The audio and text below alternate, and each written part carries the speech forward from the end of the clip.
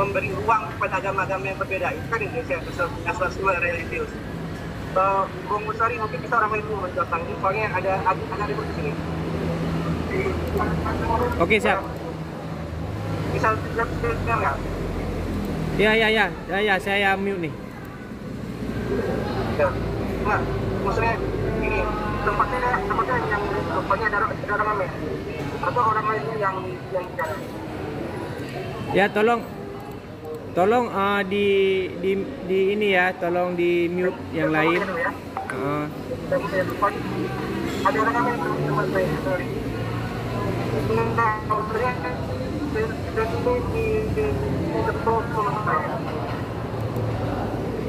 Ya, silakan dilanjut, Pak. Oke, sorry, Pak, kalau dari soalnya ada ornamen di sini. Nah, tadi saya bilang bahwa nasionalisme di Aceh itu sama membangun konstruksi nasionalisme. Nah, ini terus terang saya belum menemukan kecuali bahwa ada beberapa mulai barang yang termasuk juga dalam teksturnya Raisa, tetapi juga tetap mereka tidak ada pergantian kelas. Sedangkan di Aceh acap kali ada peristiwa politik, acap kali pula kelas menengahnya itu berubah setelah peristiwa sosial, kelas menengah berubah. Setelah Darul Islam selesai, kelas menengahnya berubah. Setelah Soeharto jatuh, kelas menengahnya atau kelas elitnya juga berubah. Itu tidak kita saksikan di provinsi lain. Nah, kita harus memiliki keberanian untuk mengatakan bahwa ini sebenarnya dulu ini memang agak susah kita bicara kita bicara secara terbuka seperti ini. Nanti kita cari waktu yang udah agak gamma opsi lah yang ngomongnya ya. Tapi paling kurang sudah saya sampaikan bahwa kita harus memikirkan formula-formula lain. Saya masih percaya bahwa kelompok teknokrat yang sekarang ini basisnya adalah kampus itu adalah kelas atau golongan di masyarakat Aceh yang kita bisa beri harapan bahwa mereka lah yang bisa membangun Aceh kembali. Kita punya problem terhadap fanatisisme keagamaan, kita punya problem dengan demokrasi yang sangat liberal seperti ini sehingga membunuh kepakaran kalau ada menyebutkan itu. Tetapi walaupun demikian kita masih percaya bahwa golongan teknokrat ini adalah golongan yang bisa kita berikan telah siap bertempur, kami sedang menggempur. Jadi puisi itu kemudian ditutup dengan Bung Karno beri komando maju, aku serdadu. Itu puisi yang ditulis pada tanggal 7 Oktober 1945. Kalau kita membaca puisi itu adalah dia membawa dua ya. Lalu adalah pikiran baru, yaitu ide tentang nasionalisme Indonesia yang sebenarnya itu baru dalam cara berpikirnya orang Aceh. Tetapi karena sebuah konstruksi sosial, rekayasa sosial yang mulai muncul di awal abad ke-20 membuat orang Aceh kemudian berjumpa dengan gagasannya nasionalisme Indonesia. Tetapi kira-kira orang Aceh makan begini, oke, kami Indonesia, tapi ada syaratnya, kami tidak bisa serta-merta masuk terus. Dan itu dibuktikan ketika pada satu minggu berikutnya, pada tanggal 15 Oktober 1945, para ulama, empat ulama itu melakukan maklumat. Nah, maklumat ulama itu kalau kita baca, agak panjang maklumatnya, tapi bisa kita baca di internet, kira-kira mengatakan bahwa perang mempertahankan proklamasi adalah perang sama seperti perang jihad. Jadi selalu saja ketika keberpihakan pada gagasan Indonesia, orang Aceh selalu saja menyelipkan syarat. Syaratnya yang datang dari masa lalunya, yang berbasis etno dan agama dan atau Islam. 2 tahun berikutnya ketika terjadi dialog antara Soekarno dan Don Berhe juga mengatakan kami siap membela proklamasi, tapi ada syaratnya. Syaratnya itu kami bisa menerapkan syarat Islam. Syarat-syarat itu kemudian baik secara etnik dan secara agama itu yang menjadi cara percakapan orang Aceh tentang nasionalismenya dengan Indonesia.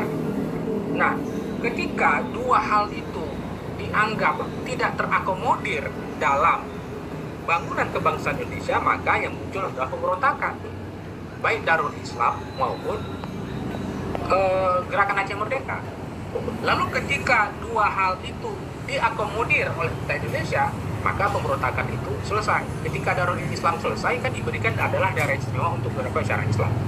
Ketika GAM berhenti atau GAM selesai, kan pemerintah pusat memberikan otonomi khusus yang luas kepada orang Aceh untuk membangun identitas etnonya.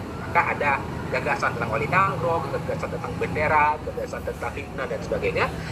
Itu adalah sebagai bentuk daripada mengakomodir syarat bagaimana orang Aceh bisa bersama Indonesia. Oleh karena itu, bangunan peta nasionalisme di Aceh dan Indonesia itu sebenarnya masih bangunan yang belum kokoh, karena sering sekali disokong oleh kompensasi politik dari setiap pergolakan atau pemberontakan yang terjadi. Artinya begini Pak Miswari dan teman-teman, kalau misalnya kompensasi ini berakhir, maka akan ada alasan berikutnya, nasionalisme besar Indonesia ini dikoreksi lagi, dibaca ulang lagi, apakah dengan pemberontakan lagi ataukah dengan cara elitisme lagi gitu. Jadi saya katakan bahwa orang Aceh itu belum melakukan reintegrasi secara sepenuhnya terhadap gagasan keindonesiaan. Ini problem kita gitu. Bahkan dua pemberontakan yang saya sebutkan berakhirnya karena ada kompensasi. Dan acap kali kompensasi berakhir, maka muncul lagi pemberontakan yang lain. Maka muncul lagi koreksi terhadap nasionalisme Indonesia yang lain. Kenapa? Karena proses reintegrasi itu belum sepenuhnya dilakukan, kecuali pada masa Orde Baru. Pada masa Orde Baru itu, upaya untuk melakukan reintegrasi orang Aceh kepada Indonesia itu sudah mulai muncul dengan bergabungnya atau ikutnya struktur orang Aceh dalam kerangka besar Indonesia melalui para teknokrat.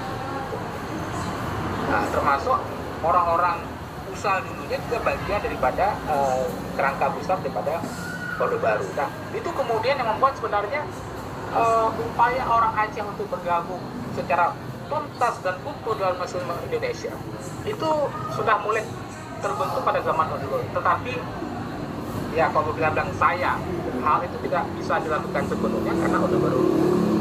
Jadi bangunan yang diciptakan oleh Orde Baru juga runtuh, sehingga integrasi nasionalisme Indonesia Aceh ke Indonesia tidak berjalan dengan mulus kira-kira. Itu poin pertama. Poin kedua adalah kenapa nasionalisme Aceh di Indonesia itu tidak berjalan dengan baik, karena konstruksi narasinya itu adalah narasi baru. Kita masih terus mempertahankan apa yang dikonstruksi sejak zaman. Ada kesadaran kita bahwa kita harus hidup secara harmoni dengan rumah besar Indonesia ini, tapi upaya-upaya untuk itu belum ada. Kita contoh begini, kita selalu saja membanding-bandingkan, melawan, membuat oposisi benar dengan Indonesia. Aceh, Jakarta, Aceh, Indonesia. Kita tidak pernah berani mengatakan bahwa Aceh Jakarta Indonesia atau Indonesia ini dibentuk oleh orang Aceh. Kita nggak pernah berani mengkonstruksi itu. Kenapa kita harus terus saja mengkonstruksi Aceh itu adalah daerah terluar dari Indonesia? Padahal dari sejak awal Aceh merupakan wilayah yang membangun yang membentuk Indonesia. Kalau bahasa sekarang sebagai daerah modal, tapi kalau sebagai daerah modal harusnya kita berani loh mengkonstruksi sebuah kisah bahwa Aceh ini yang bentuk Indonesia, ini yang bentuk Indonesia. Bukan kemudian kita keluar dari konstruksi besar Indonesia, lalu kita membangun konstruksi kecil kita sendiri, yang itu membuat kita tidak berdaya di hadapan narasi besar Indonesia. Nah, dua hal ini yang sebenarnya menurut saya yang harus kita lakukan. Dua hal ini menurut saya yang pertama itu adalah kesadaran refleksi historis kita. Kedua adalah langkah berikutnya.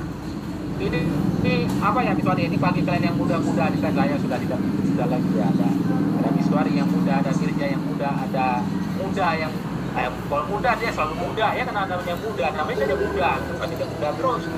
Jadi kemudian harus berarti kita melakukan sebuah pembacaan ulang terhadap kisah Aceh Indonesia, penulisan sejarah ulang Aceh Indonesia, yang kemudian kita mengatakan kalau hendak melakukan integrasi secara penuh, hendak nasionalisme yang utuh, saya kira harus ada penulisan ulang atau pembacaan ulang tentang sejarah Aceh di Indonesia.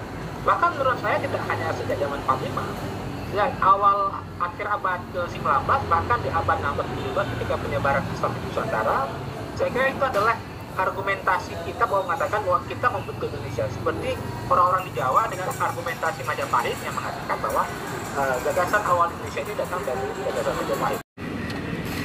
Karena kita kan ngomongin nasionalisme tapi tidak ada definisinya. Dan di sini saya ingin memakai Ben Anderson gitu ya, bahwa nasionalisme kan sebenarnya nggak ada. Ya kan konstruksi ide kita, fantasi bahwa ada suatu komunitas imajiner yang semua tidak bersama, Sabang sampai Merauke. Dan ini sebenarnya karena itu komunitas yang imajiner, atau katakanlah kalau bahasa Lakmo itu logic of equivalence, jadi sebenarnya di Indonesia itu banyak sekali identitas, banyak sekali ada orang Sunda, Islam, Jawa, semuanya. Tapi identitas yang berbeda ini disatukan dengan satu ide, logic dan equivalence yang membuat kita sendiri hilang, kemudian jadi kita satu orang Indonesia. Makanya sumpah pemuda itu penting kalau kita lihat narasinya. Yang pertama dia ingin mendefinisikan nasionalisme sebagai suatu yang imajiner, yang menghilangkan perbedaan identitas dari satu identitas. Kalau misalnya Islam itu kan itu juga, bahwa bukan Islam itu kan klan ya, ada suku A, suku B, supaya menghilangkan identitas itu, ucap identitas lain Allah, Muhammad, Rasulullah, itu logical equivalent ya. Ini jadi identitas. Jadi untuk Aceh sendiri, saya melihat bahwa narasi yang tadi disampaikan itu narasi elitis menurut saya, karena kan ada SBY sebagai kayak pertanyaannya gini, ini Bang Otak, gimana kalau misalnya Kang Jumbo yang menang Balang? Gimana kalau misalnya yang menang Balang? Apakah narasi kita akan sama gitu? Nasionalismenya gitu Bang? Karena kan nasionalisme kita tuh kan, kalau misalnya kan, ya memang imagine community-nya itu satu bangsa tapi satu agama Islam. Ya, gitu. Kalau misalnya Jumbo yang menang, jadi yang mau saya bilang sebenarnya itu ada banyak fantasi tentang imagine community itu beda-beda sebenarnya. Tapi yang sering kita angkat itu yang menang pertarungannya ya. Misal, jadi misal kalau misalnya jadi kan karena tadi bersama ada di ini kan, kemudian nasionalisme agama. Tapi kalau misalnya di Indonesia sendiri itu